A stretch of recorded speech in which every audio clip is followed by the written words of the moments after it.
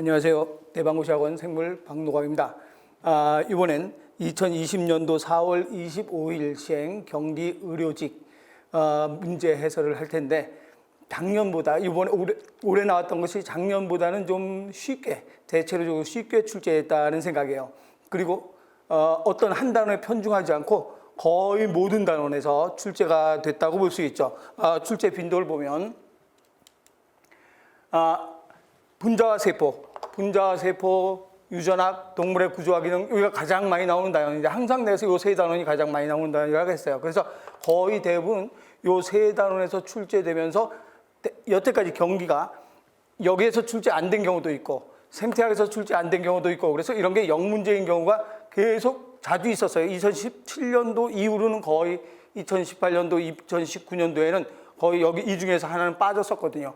그런데 이번에는 아주 골고루 너무 다양하게 세 단원에서 가장 많이 나오고 나머지 단원에서 딱 한 문제씩만 가장 이상적으로 출제가 된 거죠. 문제 배열이. 그렇게 해서 생태학도 열심히 공부했는데 한 문제도 안 나오면 좀 억울할 수도 있잖아요.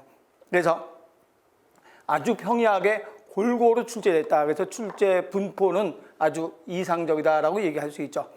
그리고 2020년도 하이클래스 생물을 한 5년 만에 개편을 하면서 추가했던 내용이 이번에 들어가 있어서 아주 마음이 흡족합니다.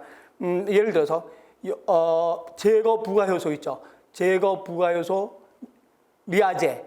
그건 제거 부가 효소인데 작년 책만 해도 제거 부가 효소라고 해놓고 리아제라는 영어로는 표기 안 했었어요. 근데 올해 책부터 영어로 표기가 됐는데, 이번 문제에서 효소에서 제거 부가 효소라는 말로 안 나오고 리아제라는 말로 나왔죠. 그래서 이것도 다행히 영어로 돼 있어서, 영어로 해놔서 출제가 돼서 아주 이 영어를 도와주신 박태양 교수님한테 굉장히 이 기회를 들어서 감사를 드리겠습니다.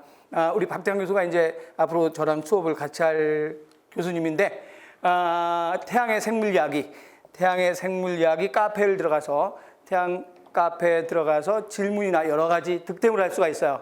그래서 제가 개인적으로 카페를 안 가지고 있어서, 또 내가 타자 속도가 좀 느리기 때문에 개인적으로 카페를 안 가지고 있는데, 이번에 박태양 교수하고 같이 하면서 박태양 교수의 카페에 들어가서 질문 올리거나 또는 자료 있으면 자료를 많이 얻고 할 수 있도록 하면 여러분들한테 많은 도움이 될 것입니다.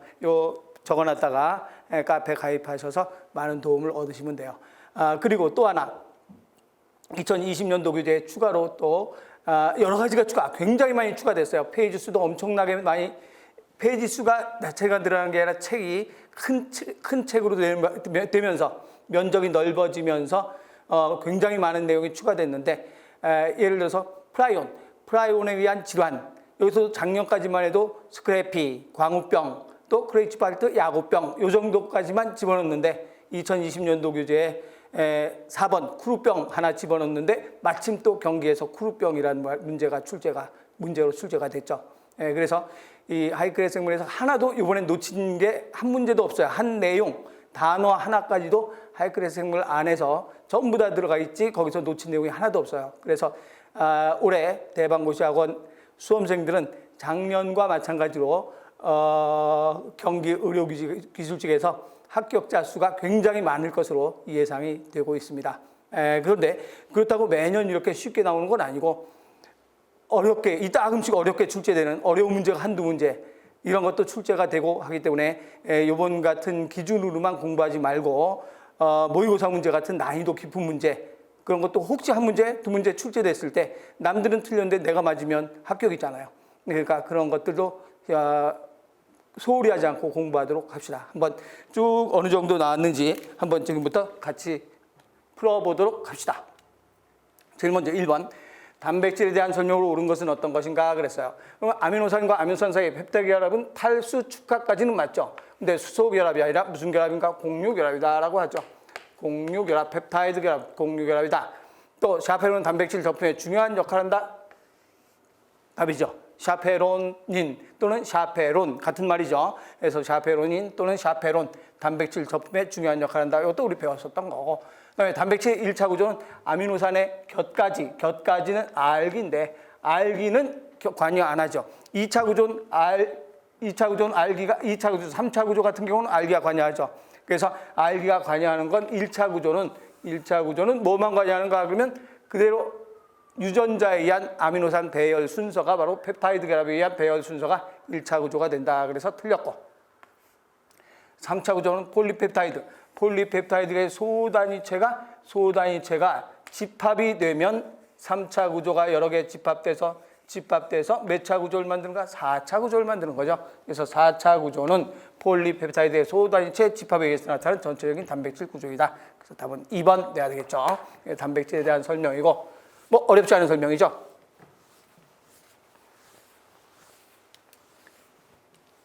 이번 문제는 다음 세포막의 유동성에 대해서 옳지 않은 것은 어떤 것인가? 인체 온도. 이것도 우리 교재에 있죠. 인체 온도, 즉 다른 말로 체온 범위의 온도라면 높은 온도에 낮은 온도예요. 높은 온도죠. 우리 몸의 체온이 몇 도예요? 36.5도잖아요. 날씨가 36.5도 돼봐요. 얼마나 덥겠어요. 그래서 인체 온도 그러면 굉장히 더운 온도예요. 그럼 콜레스테롤 인질 유동성을 더우니까 감소시켜서 유동성을 감소시킨다라고 해야 되겠죠. 그래서 더운 쪽에선 유동성을 감소, 추운 곳에선 유동성이 증가돼야 되겠죠. 그다음에 두 번째는 불포화탄화수소 고리. 어떤 게 유동성이 더 증가됐는가? 불포화탄화수소 고리가 유동성이 더 증가됐고 포화탄화수소는 감소됐죠. 그래서 불포화탄화수소 고리보다 포화탄화수소 고리를 가진 것이 유동성을 감소시킨다라고 해야 되죠. 이건 헐렁헐렁하니까 유동성이 증가됐고 이건 빡빡하니까 유동성이 감소됐죠. 문제에 복원시켜준 선생님들이 이걸 불포화 이렇게 해서 복원시킨 선생님들이 몇 분 계세요. 그래서 내가 이건 다 정정한 거예요. 불포화, 포화. 그래서 잘못하면 답이 내가 처음에 복원할 때 답이 2번, 4번 두 개 같은데 보니까 불포화, 포화를 반대로 해가지고 그랬으니까 그건 불포화가 탄화수소보다 포화탄화수소 꼬리를 가진 것이 유동성을 감소시킨다. 맞는 말이에요. 또 인질은 수직보다 수평으로 많이 이동된다. 수평으로 이동되는 건 1초에 10의 7승번 움직인다 그래요.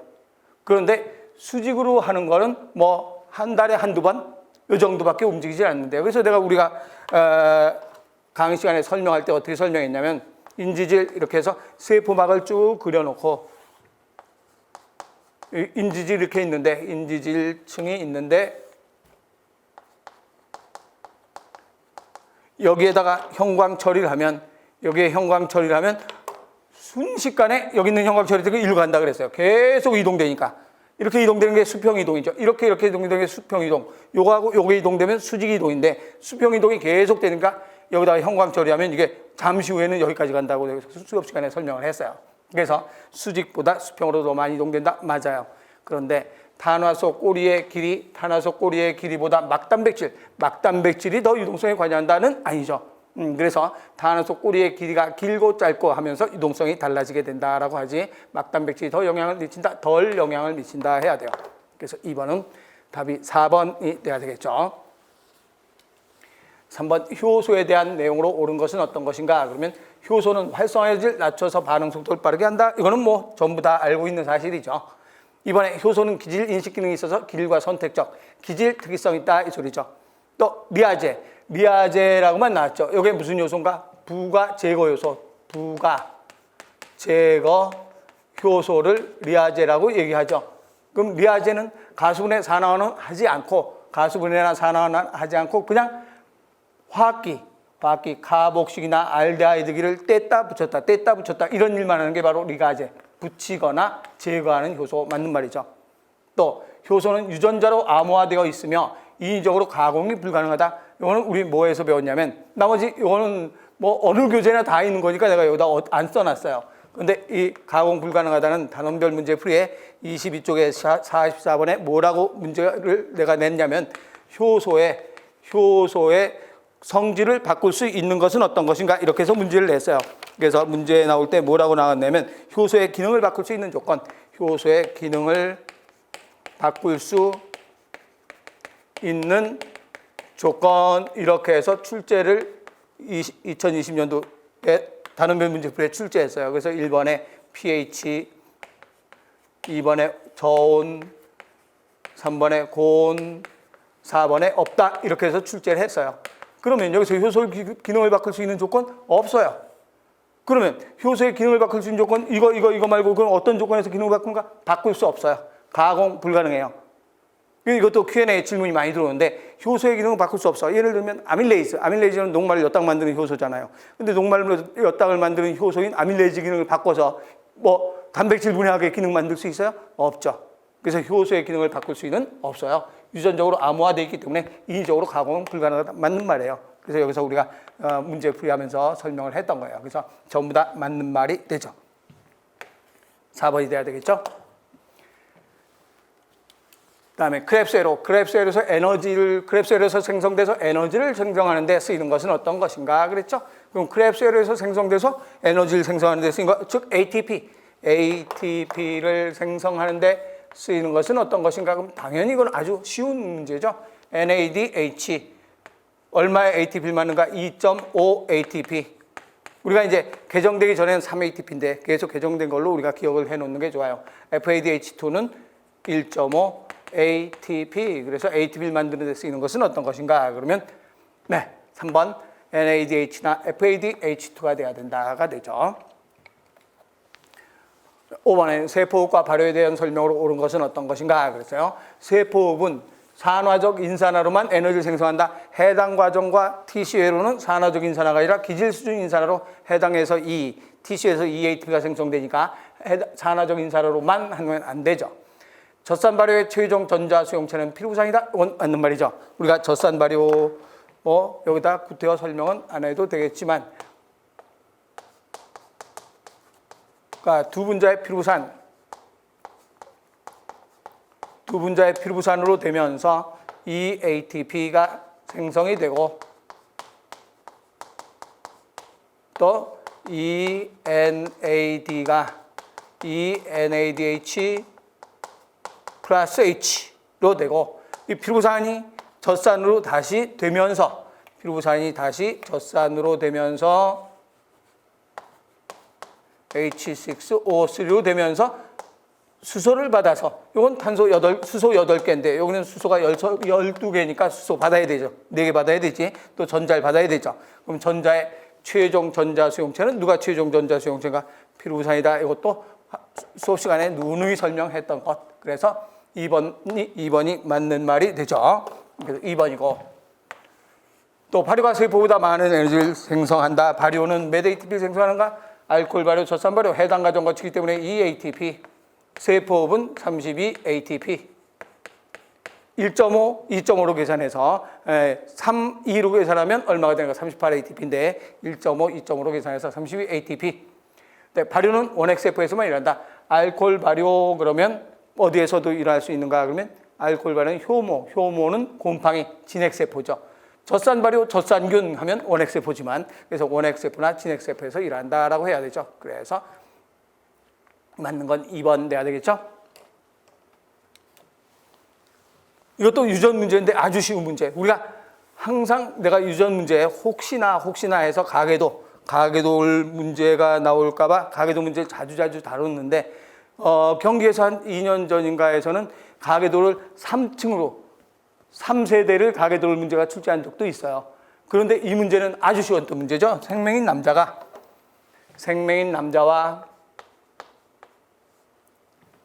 정상인 여자. 그럼 정상인 여자 사이에서 정상 여자는 이렇거나 정상 여자 사이에서 생명이 아닌 딸이 태어났다. 그러면 아버지가 생명이니까 어차피 딸은 생명이 아닌 딸이라면 보인자밖에 안 되죠. 생명이 아닌 딸. 엄마가 이래도 생명이 아닌 딸은 이거밖에 안 돼요. 딸이 태어났는데 이 딸이 정상인 남자와 결혼해서 그러면 정상인 남자와 결혼해서 생명인 자녀를 낳을 확률 그러면 X'X, X'Y, XX, XY 그러면 생명인 자녀 그러면 이게 생명인 자녀가 되죠. 그래서 생명인 자녀가 태어날 확률은 얼마가 되는가? 4분의 1이니까 25%가 되죠. 유전 문제치고 아주 굉장히 쉽게 나온 출제가 된 문제죠. 그래서 생명 유전 문제가 됐고 그 다음에 또 유전 문제 이거는 단원별 문제 풀이하면서 내가 초파리, 기출문제 풀이에서도 한번 했고, 기출문제 풀이에서 서울시에서 초파리 이렇게 나온 적이 있었죠. 근데 좀 굉장히 어렵게 나왔죠. 그런데 이거는 초파리 문제인데 거의 뭐 쉬운 형태로 문제가 출제된 거죠. 빨간 눈 초파리를 가진 암컷과 수컷 초파리를 교배했을 때, 그럼 빨간 눈 암컷과 수컷을 교배했다. 빨간 눈 암컷과 빨간 눈 수컷을 교배했다 그랬어요. 결과는 다음과 같다. 그래서 이 결과를 보니까 어떤 결과가 나왔는가? 빨간 눈 수컷 초파리 91마리, 빨간 눈 수컷 초파리 91마리, 루비색 수컷 초파리 93마리, 빨간 눈 암컷 초파리, 빨간 눈 암컷 초파리 180마리. 이거 설명하면서, 요 우리 단원별 문제 풀이에서 설명하면서 이렇게 됐으면 우리가 암컷 빨간 눈 수컷인데 수컷은 빨간 루비 다 나왔어. 근데 암컷은 몽땅 빨간 나왔어요. 이게 합하면 이제 180마리 정도 되죠. 184마리지만 약 180마리. 그럼 빨간 수컷은 뭐 빨간 루비 나왔는데 암컷은 모두 빨간 눈만 나왔다. 그럼 아하, 이거는 상염색체 유전일 수가 없다는 얘기가 되는 거죠. 상염색체 유전이라면 라지 A, 스몰 A, 라지 A, 스몰 A면 암수 구별 안 되고 그냥 암컷도 빨간 루비 다 나와야 될 거 아니에요. 그래서 이거는 이런 문제가 나오면 무슨 유전인가? 상염색체가 아니고 성염색체 유전이라는 걸 금방 알 수가 있죠. 그러면 빨간 눈 암컷 X, 빨간 눈 수컷 X, Y가 됐을 때 여기서 이제 이 밑에 갖고 이걸 붙여야 되죠. 뭐가 우성인가? 빨간 눈과 루비 중에서 누가 우성이겠어요? 그렇죠. 당연하죠. 빨간 눈 했는데 루비가 나왔으니까 이게 우성이니까 열성 나올 수 있지. 열성이면 절대 루비 나올 수 없죠. 그래서 빨간 눈이 우성이구나. 그럼 X에다가 여기 빨간 눈을 A 붙이고 루비는 X에다가 스몰 A 붙여야 되겠구나 생각이 들죠. 그러면 이제 그 다음에 여기다 라지 A 붙여야 되는가? 여기다 라지 A 붙여야 되는가? 또는 라지 A 스몰 A 붙여야 되는가? 이걸 따지면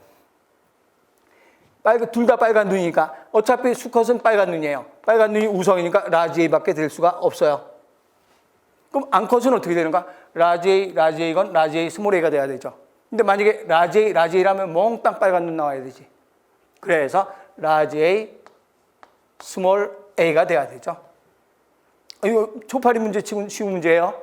그래서 X 라지 A 스몰 A. 그러면 여기서 빨간 눈 수컷 이렇게 하면 빨간 눈 수컷 X, Y의 라지 A. 그다음에 루비 수컷. 그러면 루비 수컷은 이렇게 되겠죠. 그러면 X, Y, 스몰 A. 빨간 눈 암컷. 그럼 빨간 눈 암컷은 이렇게 되겠죠. X, 라지 A, 라지 A. 또 이렇게 되겠죠.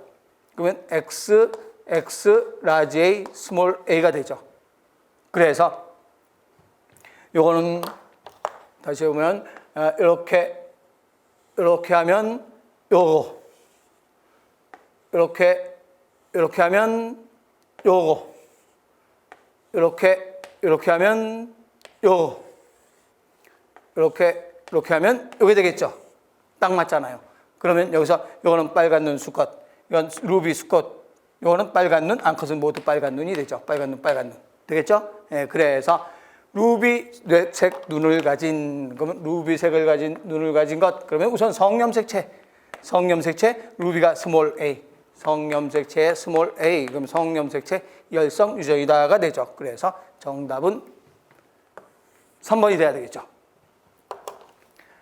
초파리에 항상 내가 수컷은 빨간 루비도 있는데 암컷은 몽땅 빨간이다. 그러면 이거는 성염색체 유전이다. 계속 강조하고 문제를 풀어줬던 내용이에요.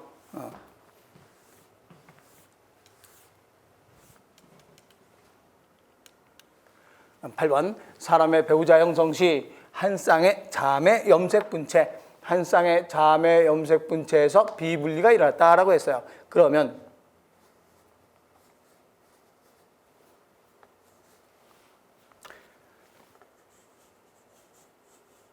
이런 모양으로 됐다가 감수 분열할 때 감수 1분열에서 상동 염색체는 비분리가 안 됐다 그랬어요. 그럼 상동염색체는 비분리가 안 돼서 상동염색체는 이렇게 됐는데, 그러면 요게 지금 EN, 여기는 N이죠. 그런데 감수 2분열에서 자매염색 분체에서 비분리됐다. 이건 정상으로 분리됐다고 쳐요. 정상으로 분리돼서 이거는 그대로 N이에요. 그런데 여기서 어떻게 되는가 하면 이 상동염색 하나가 그대로 자매염색 분체가 비분리됐으니까 여긴 그대로 이렇게 가겠죠.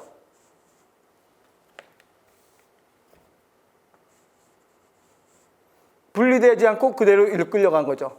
한쪽엔 안 갔지. 그럼 여기는 뭐가 되는가? N보다 하나가 많죠. 요거는 N보다 하나가 적죠. 이런 모양이 된다. 우리 책 그림 있어요. 128쪽에 그림으로 요 그림이 있어. 그러면 여기는 몇 개가 되는가? 23. 여기도 23. 여기는 몇 개가 되는가? 24개. 여기는 몇 개가 되는가? 22개가 되겠죠. N-1이니까. 그래서 23이나 24이나 22, 23, 24. 몇 개는 나올 수가 없는가? 21개는 나타날 수가 없다라고 해야 되죠. 그래서 정답은 1번 돼야 되겠죠.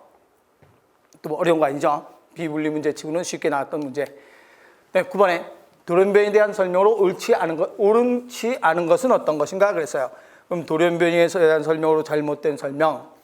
제일 먼저 틀 이동 돌연변이. 틀 이동 돌연변이 삽입이나 결실된 뉴클레오타이드가 3개, 3의 배수다. 그러면 3개니까 어떤 아미노산 하나가 더 추가가 딱 된 거죠.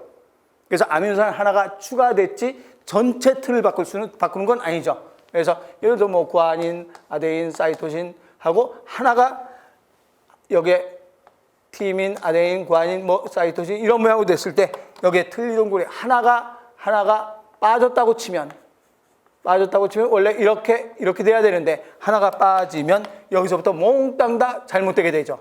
그런데 3개가 그대로 들어왔다고 치면 여기에 이 티민 이렇게 있을 때 여기 3개가 그대로 들어왔다 그러면 아미노산 하나만 추가된 거지 틀이 이동되지 않죠. 그래서 3개가 이동되지 않으면 3의 배수가 아니면 해독틀을 바꾸지는 않는다. 그럼 어떻게 되는가? 아미노산 1개가 추가된다가 되죠. 만약에 3개가 빠지면 결실되면 삽입되면 아미노산 1개가 추가, 결실되면 아미노산 1개가 없어지는 거죠. 그 정도밖에 안 되지 틀이 완전히 이동될 수는 없다 이렇게 되는 거죠. 침묵돌연변이는 아미노산 바뀐다. 침묵돌연변이 예를 들어 CU, 내가 맨날 쓰는 CU 류신 여기다 쓸까요? CU 하면 류신이죠. 그럼 CUA, CUG 전부 다 류신이에요.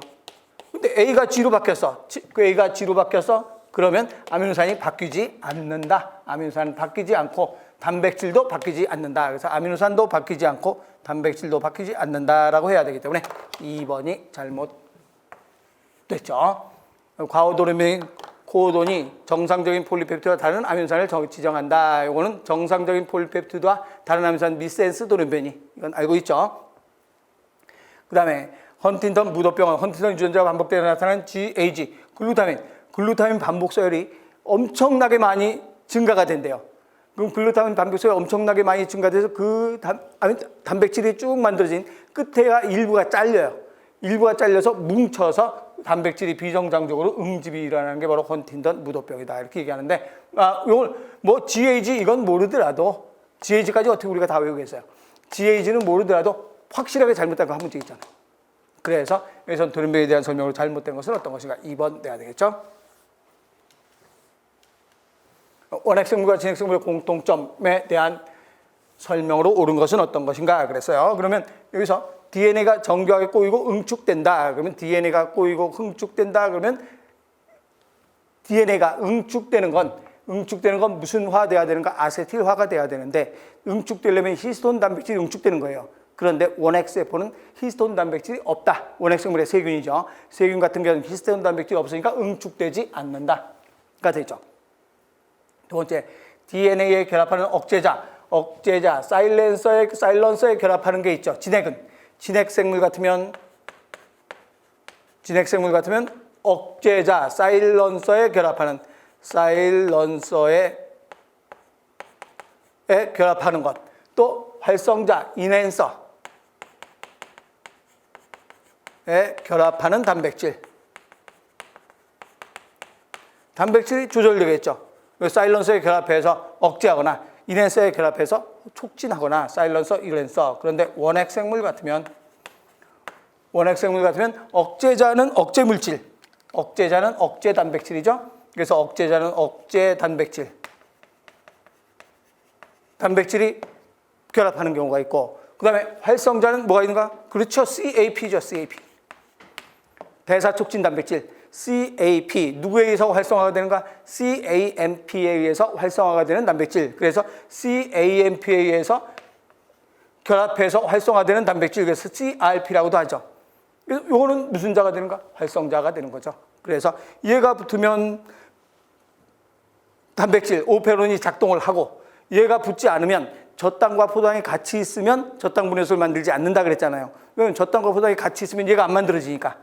젖당과 포도당이 같이 있으면 얘가 안 만들어지기 때문에 누가 안 만들어지는가? CAMP가, 얘가 안 만들어지니까 CAMP가 안 만들어지니까 얘가 활성화되지 못하죠. 그런데 포도당이 다 없어지면 누가 많이 만들어지면 CAMP가 증가되면서 CAP가 활성화되게 된다. 그래서 활성자 단백질이 되는 거죠. 그래서 억제자 단백질, 억제 단백질은 알고, 억제 단백질, 작동자에 붙는 억제 단백질, CAP는 프로모터에 붙는 활성 단백질이죠. 그래서 둘 다 조절에 사용된다. 원핵이나 진핵이나 전부 다 해당이 된다가 되죠. 진핵이나 원핵 전부 다 해당된다. 오페론이 있다. 이거는 누구에만 해당되는가? 원핵에만 해당되고, 프리 mRNA에서 난코딩 부위가 스플라이싱 과정에서 제거된다. 여기서 난코딩 부위는 여러 가지가 있죠. 코드되지 않는 것, 난코딩 부위. 5번 UTR, 3번 UTR, 또는 폴리 A 꼬리, A 꼬리. 이런 것들 다 난코딩이야. 근데 또 뭐 있는가? 인트론. 근데 여기서 스플라이싱 과정에서 제거된다 그래서 인트론이 제거된다는 뜻을 얘기한 거죠. 그래서 난코딩 부위는 이게 다 난코딩 부위지만 이 중에서 인트론, 단백질로 암호화되지 않는 부위를 얘기하는 거예요. 이거 다 단백질로 암호화되지 않죠. 그렇지만 여기서 스플라이싱 과정에서 제거된다 했으니까 인트론이 제거된다가 되는 거니까 이거는 누구만 해당되는가? 인트론 제거하는 것은 진핵생물만 해당이 되지, 원핵생물은 세균은 인트론이 없기 때문에 제거될 필요가 없다 그랬죠. 그래서 공통점은 어떤 것인가? 2번이 돼야 되겠죠. 다음에 1900년대 뉴기니아 원주민에서 크루병이 유행했다. 이 질병의 원인은 무엇인가? 이 질병의 원인은 프라이온이죠. 프라이온 단백질 감염이다 라고 하죠. 내가 수업 시간에 이 프라이온 단백질 감염, 요 크루병 설명할 때 뭘 얘기했는가 아마 기억날 거예요. 뉴기니아 지방에선 사람의 시체를 먹는 습관이 있다 그랬죠. 사람의 시체를 먹는 습관이 있는데 주로 머리 쪽을 먹은 사람이 주로 이런 크루병이 걸려가지고 된다, 그런 말 한 적 기억날 거예요. 그래서 크루병은 프라이온 이다라고 얘기를 하죠. 그래서 2번 돼야 되죠. 어려운 거 아니고. 12번에 동형접합 집단 1. 동형접합이 우세한 집단 1은 라지 A 대리변자의 동형접합 A가 90개. 또 이형접합제 라지 A 스몰 A가 40.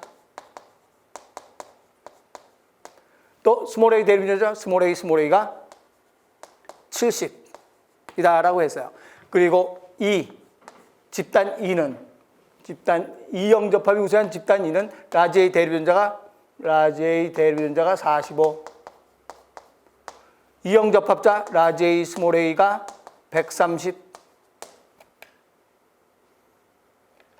쓸 자리 있으니까 여기다 쓸까요? 집단 2는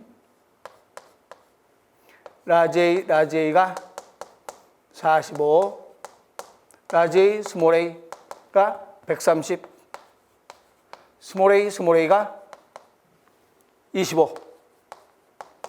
여기서 이 앞에 있는 말, 뭐 동형접합이 우세한 집단 1, 이거는 뭐 별로 의미가 없는 거예요. 그래서 동형접합이 우세한, 여기는 지금 어떤 게 제일 많은가 그러면 요거하고 요게 많잖아요. 그러니까 동형접합이 우세한 집단이구나 이런 뜻이고, 또 이형 접합이 우수한 집단 이거는 이형 접합이 우수한 집단 여기는 이형 접합이 130이고 이게 적네요. 그런 뜻이지 특별하게 중요한 거 아니에요. 그러니까 이건 문제만 길게 해서 우리 수험생들을 헷갈리게 만들려고 해놓은 문제고 그냥 이 문제예요. 그러면 여기서 A 라지의 유전자 빈도는 유전자는 얼마가 되는가? 90 플러스 90. 왜 90 두 번 해야 되는지 그거는 설명 안 해도 되죠? 그래서 뭐 여러 누누이 설명했으니까 사람의 경우 뭐 간단하게 설명하면 사람의 세포 하나에 온몸이 다 세포로 되어 있는데 이 세포 하나 속에 이 사람이 A형이다, AO형이다. 그러면 이 사람의 세포 하나에 염색체 수가 46개, 23쌍이 있는데 여기서 AO 있다 그러면 다른 염색체는 절대 혈액형 유전자 있으면 안 되지. 이 사람이 A형에 해서 A형인데 다른데 B 유전자가 있으면 A형이면서 B형이 안 되잖아요. 그래서 무슨 형이냐? 그러면 A형이면서 B형이 돼 이런 말 없잖아요. AB형이면 AB형이지. AB 해야 되죠. 그래서 한 쌍에 두 개가 있으면 세포 하나에 두 개가 있다 이렇게 얘기하는 거죠. 만약에 라지 A형이면 여기 A 그럼 A 유전자 두 개 있잖아요. 근데 A인 사람이 90명이다 그러면 A 유전자 몇 개가 있는가? 180개 있는 거. 뭐 설명 안 해도 이 자리에서 설명 안 해도 알죠? AA 40. 그래서 90, 180, 220개. 스몰 A 유전자는 어떻게 되는가? 그러면 스몰 A 유전자는 40 플러스 이건 70. 면 180. 따라서 A 유전자 빈도는 전체 몇 개인가? 400개 중에서 400 중에서 220 그래서 0.55가 되죠. 또 스몰 A 유전자 빈도는 구할 필요도 없죠. 스몰 A 유전자 빈도 여기서는 그냥 A의 빈도를 구하라 그랬으니까 그때 스몰 A 빈도를 풀면 스몰 A는 0.45가 되겠죠. 그럼 여기서 봅시다. A 유전자 집단 E A 유전자 하면 45 플러스 45 플러스 45 이건 130 하니까 90, 130, 220이네요. 스몰 A 유전자는 130 플러스 25, 180이네요. 똑같네요. 위에 거하고. 그래서 A 유전자 빈도 따라서 A 유전자 빈도도 0.55. 그래서 둘 다 0.55가 된다가 되죠.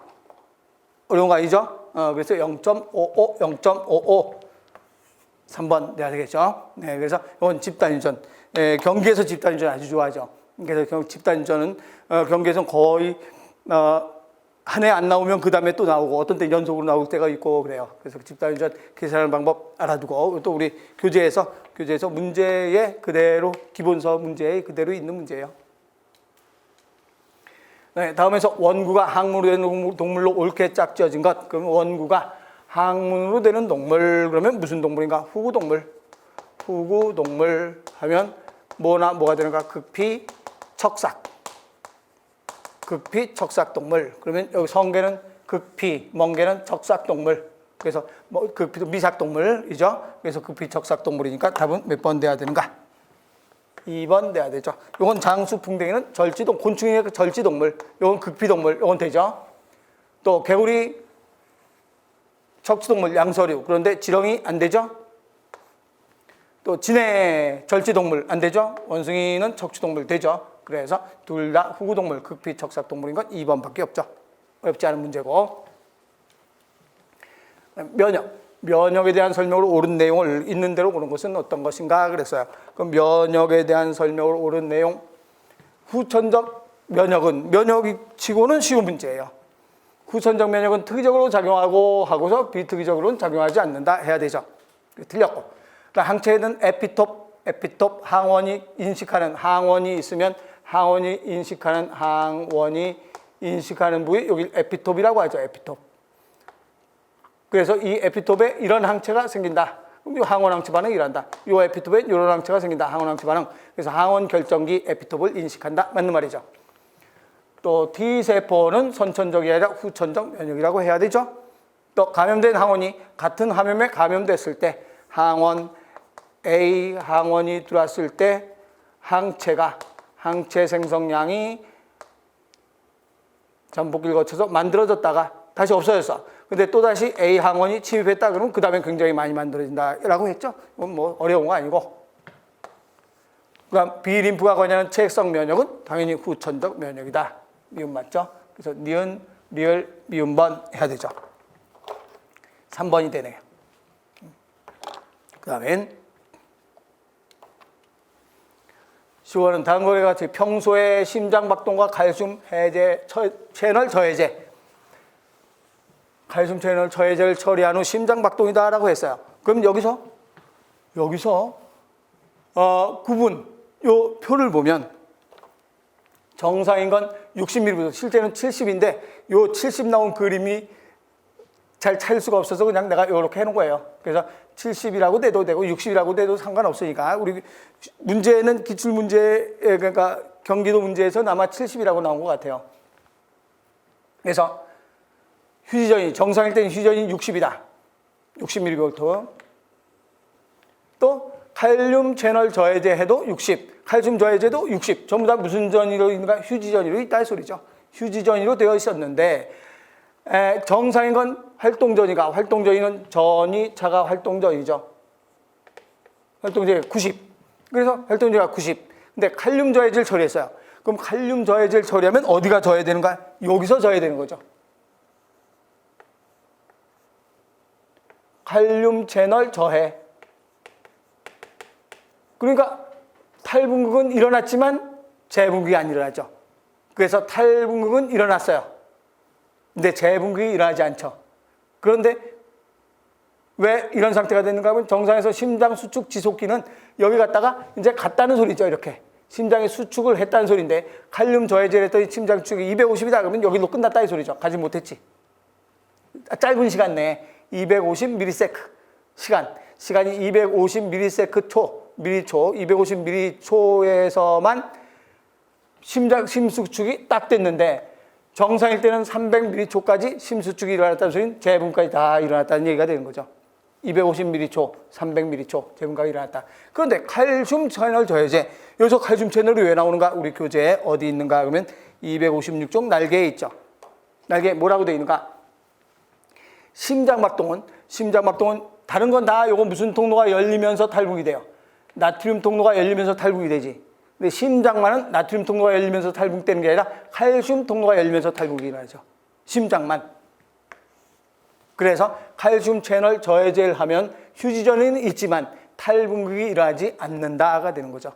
그래서 탈북이 일어나지 않는다 이런 뜻이에요. 표가 이런 뜻인데 문제가 어떻게 나왔는지 모르는데 복원이 이렇게밖에 난 최선을 다해서 복원한 거예요.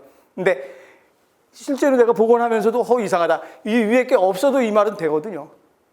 근데 이게 어떤 뜻으로 이 문제를 냈는지 여기에 관련이 됐는지 안 됐는지 몰라서 일단은 복원은 이렇게 시켰어요. 최선을 다해서 복원시킨 거예요. 그래서 우선 이 그림 설명, 그래프 설명이 지금 내가 설명한 대로예요. 정상일 때는 쭉 해서 탈분극, 재분극이 일어났으니까 60, 90이고 300mS에 완전히 수축을 했다.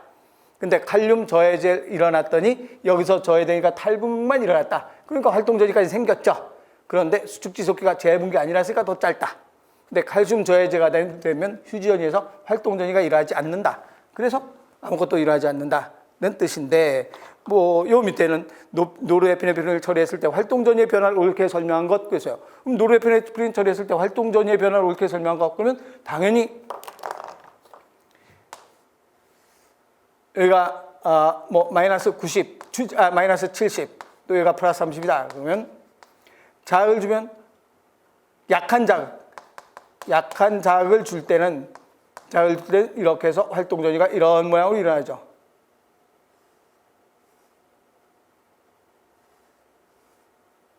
그런데 마이너스 70 플러스 30일 때 강한 자극을 주면 활동전이가 이렇게 일어나겠죠.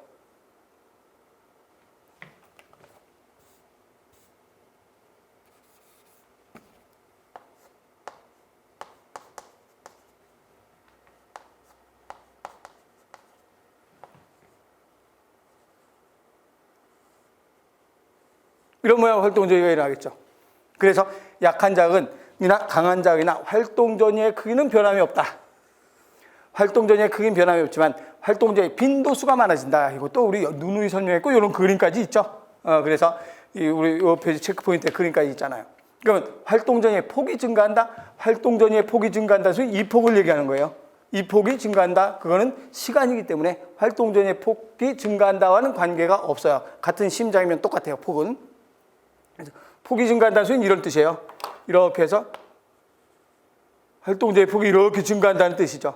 이 폭, 이거하고는 관계가 없다 그러죠. 그래서 폭과는 관계가 없다. 또 활동전의 크기, 변함이 없다. 변함 없다. 폭, 관계 없다. 변함이 없다. 활동전의 간격이 감소한다. 이 간격이 감소하죠. 활동전이 활동전이 감소했잖아요. 활동전이 간격이 감소한다라고 하는 거죠. 왜 그런가? 노르에피네프린 교감신경 자극 주면 심장박동이 빨라지잖아요. 그럼 활동전의 간격이 감소하니까 빈도수가 많아진다. 그래서 간격이 감소한다 이꼴 활동전의 빈도수 증가. 그래서 3번이 정답이 돼야 되겠죠. 그래서 이걸 보면서 나도 어이가 없어서 왜 이걸 그림을 그려놨나 그랬는데 하여튼 칼슘이라는 걸 이 위에 알고 넘어가는 게 좋아요. 이렇게 한번 슬며시 문제가 출제가 됐을 때 내가 항상 얘기하죠. 선택지에 있던 게 주인공으로 문제로 갈 수 있다고. 그러니까 그건 잘 여러분들이 앞으로 이제 또 시험 볼 응시생, 초시생이나 이런 보면 이런 것도 잘 주의 깊게 봐주는 게 좋아요. 16번에 다음 활동전에 대한 설명을 옳은 것은 어떤 것인가? 그러면 칼륨, 포타슘. 여기도 마찬가지 보건시킨 선생님들이 나한테 칼륨이라고도 나오고 포타슘이라고 해서 두 문제가 연속 다 칼륨, 포타슘이라는 말이 한 가로 안에 해놨다고 그래요. 그러니까 둘 다 같이 뭐 이건 대학 때 배웠으니까 다 알죠. 칼륨 전압 개폐성 통로가 열리면 탈북이 된다. 칼륨 전압 개폐성 통로가 열리면 무슨 부분이 되는가? 그렇죠? 우리 조금 아까 앞에서 그렸던 그림.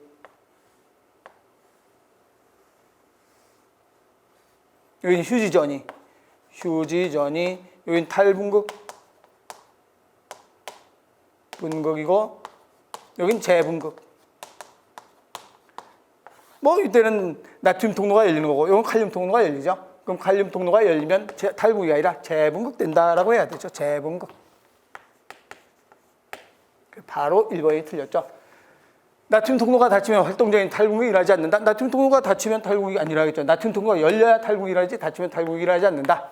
또 활동전이가 한 방향으로 진행되는 이유는 나트륨 통로의 불응기 때문이다. 이거는 우리가 한번 나트륨 통로는 열렸다가 닫히는데 바로 닫히지 않고 나트륨 통로가 열렸다가 한번 열리고 나면 바로 닫히는 게 아니라 1-2m초 동안 있다가 닫히죠. 그래서 1-2m초 동안 있다가 절로 가려고 그러니까 이쪽으로 가는 수밖에 없죠. 절로 못 가니까. 그래서 한번 열리면 닫히는데 1-2m초니까 저 반대로 가려고 했는데 못 가니까 이쪽으로 간다. 불응기 때문이다. 이것도 우리 교재에 불응기란 말 있고 우리 설명할 때 문제로도 설명을 해줬던 문제죠. 그래서 불응기 때문이다 라고 하고 이것도 작년에도 불응기란 말 한번 출제가 됐어요. 올해 또 출제가 됐네요. 미엘린초 다른 말로 수초죠. 수초. 그래서 수초의 성분이죠. 수초의 성분. 그래서 수초의 성분인 미엘린초는 절연체 역할을 한다. 그래서 절연체 역할을 하기 때문에 수초가 미엘린초를 가진 수초가 있으면 나트륨 이온이 양쪽으로 여기 나트륨 이온이 이동이 되고 바로 이동되고 그래서 탈분극이 일어나지만 여기 나트륨이 탈분시키려고 했는데 절연체인 미엘린초가 있어요. 못 시키니까 쭉 가서 랑비엘 결절로 가죠. 두 번 간 사이에 여기까지 왔는데 얘는 4번 가도 여기까지밖에 못 왔지. 그래서 미엘린초는 신호 전달 속도를 뭐 하게 되는가? 빠르게 한다라고 하는데 전달이라고 나왔는지 전도라고 나왔는지 잘 모르겠는데 전달이라고 많이 써 있어요. 그래서 정확하게 얘기하면 미엘린초는 신호 전도 속도 또는 신경 전도 속도 이렇게 얘기할 수 있죠. 그래서 전도가 더 정확한 말이에요. 전달 속도보다. 그래서 앞으로 이제 내가 교재 복원으로 집어넣을 때는 여기다 전도라고 해서 집어넣을 거예요. 전도 속도를 빠르게 한다. 전달은 어차피 아세틸콜린이 써야 되니까. 그런데 여기 확실히 틀린 게 1번이 있기 때문에 1번을 답으로 해야 돼요. 그래서 이건 많은 선생님들이 전달 속도라고 했기 때문에 그게 그런가 보다 해서 내가 전달로 일부러 써놓은 거예요. 그래서 공개를 안 해요. 그래서 이런 것들 몇몇 개 자세히 보면 몇몇 개가 살짝 이런 게 있어요. 그래서 전달인지 전도인지 이거는 아무도 몰라요. 출제자만 알죠. 그래서 이건 실제는 전도 속도라고 해야 돼요.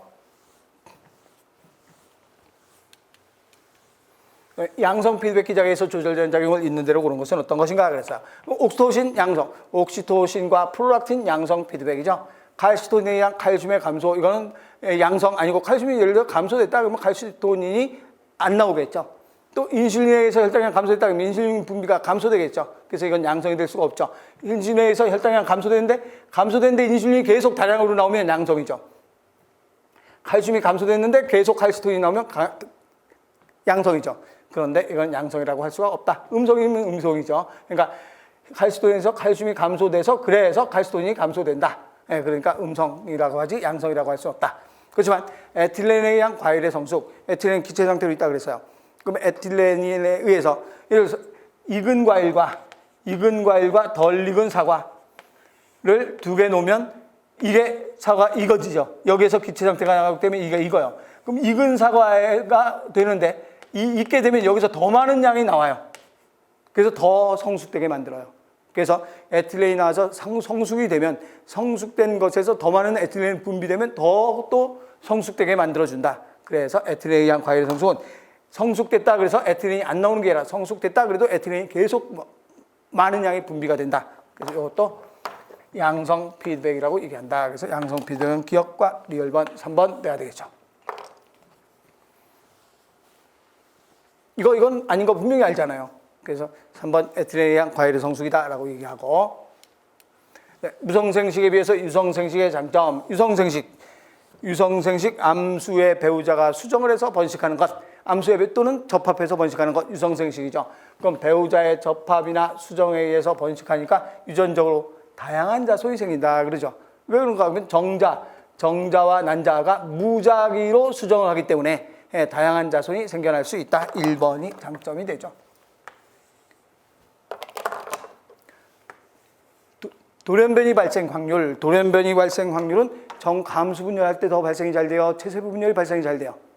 그렇죠. 감수 분열은 감수 1분열도 있고 감수 2분열도 있죠. 근데 체세부 분열은 한 번 하고 끝이잖아요. 누가 더 발생이 잘 되는가? 감수 분열. 그런데 무성생식은 그냥 이분법이니까 돌연변이 발생 확률이 오히려 더 낮을 수 있죠. 무성생식, 이분법 같은 것, 추라법 같은 것들. 그래서 발생 확률이 유성생식이 더 높다.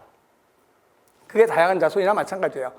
이거하고는 관계가 없고 에너지 효율과 관계가 없고 유전자가 잘 보존된다. 이거는 뭐가 되는가? 무성생식 이분법이니까 유전자가 그대로 똑같은 유전자가 되죠. 보존되죠. 그래서 이건 무성생식이다라고 하죠. 그래서 맞는 건 1번 돼야 되겠죠.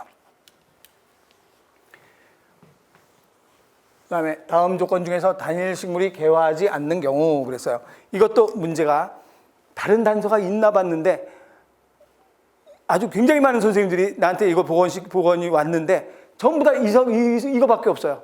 다른 단서가 있다면 뭐 여기에 어떤 선생님이 여기다 어쩌고저쩌고 이런 말 써요. 그래서 여기다 어쩌고저쩌고 이런 말 써요. 어쩌고저쩌고 하고서 물음표 해놓고 이런 말 쓰는데 이게 전혀 없어요. 선생님들이 다 보낼 때 이렇게 보내줬어요.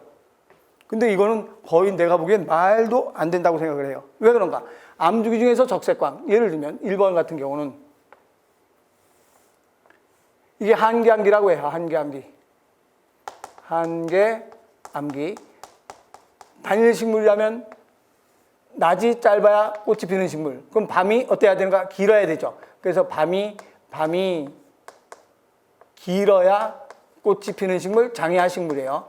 그래서 한계암기가 이만큼이 한계암기라고 해요. 이만큼이 한계암기인데 암기를 예를 들어서 이만큼 암기했어요. 그럼 꽃 피겠죠. 꽃 피는데 암기 중에서 적색광. 그럼 적색광을 여기다 했다고 쳐요. 그래도 꽃 피지. 한계암기 넘어갔으니까. 그럼 이럴 때도 이게 꽃이 필 수 있어요. 개화하지 않는 경우. 그런데 이제 이 문제를 낸 사람은 어떻게 했는가 그러면 한계 암기 중에서 적색광이라고 했겠죠. 근데 한계라는 말이 전혀 안 들어가 있어요. 굉장히 많은 선생님들이 나한테 복원으로 해서 보내줬는데 앞에 한계라고 써 있는 복원 문제가 한 문제도 없어서 나도 그대로 난 거예요. 그래서 한계 암기 중에서 적색광이라고 해야 돼. 그냥 암기 중에서 적색광 그럼 이게 다 암기라고 했는데 이 중에서 적색광 그럼 이것도 꽃이 필 수 있죠. 그런데 이제 한계 암기라고 생각하고 그냥 암기 중에서 적색광은 꽃이 피지 않는다. 왜 그런가? 암기 중에서 한계 암기가 이건데 한계 암기 중에서 뭐 이건 설명 안 해도 되죠? 여기 R 해놓으면 R이라고 해놓으면 암 처리를 끊는 게 되는 거죠. 그러니까 암 처리가 짤막이니까 꽃이 안 피는 거죠. 그래서 한계 암기 중이라고 하고서 다른 것 없어요. 1번밖에 없어요. 2번은 어떻게 되는가? 암기 중에서 근적외선 적색광 비치고 근적외선 비치면 어떻게 되는가? 시간은 0시간에서 24시간으로 갈 때예요. 적색광이 근적외선 비치면 적색광의 효과를 억제한다. 근데 이것도 없이 근적외선 그러면 이건 적색광 없는 걸로 인지하죠. 그래서 이건 꽃이 피죠. 또 명중에서 적색광, 명중에서 적색광 그러면 이렇게 해서 이게 한계 암기인데 명주기 중에서 적색광 아무 의미가 없죠. 한계 암기 넘어갔으니까 꽃 당연히 피죠. 명주기 근적에선 아무 의미가 없죠. 그래서 명주기는 아무 의미가 없어요. 다 꽃이 펴요. 다인식물의 경우.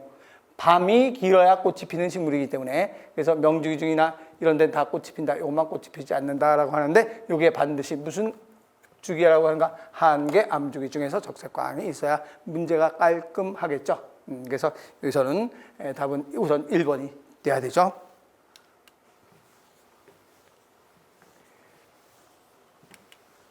혹시 정확하게 이렇게 나왔으면 이게 이의 제기해도 돼요.